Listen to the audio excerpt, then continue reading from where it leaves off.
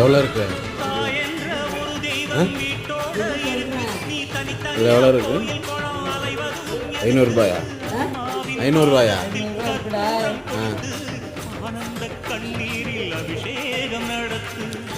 அதில் எவ்வளோ இருக்கு?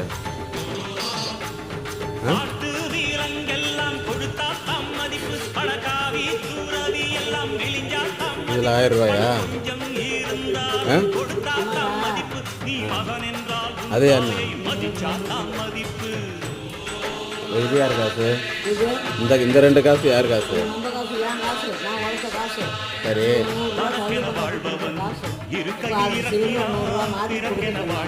இந்த காசு யாருக்கு? எத்தனை மூட்டை காசு? எத்தனை மூட்டை? இதில் வந்து 6 மூட்டை காசு. 6 மூட்டை.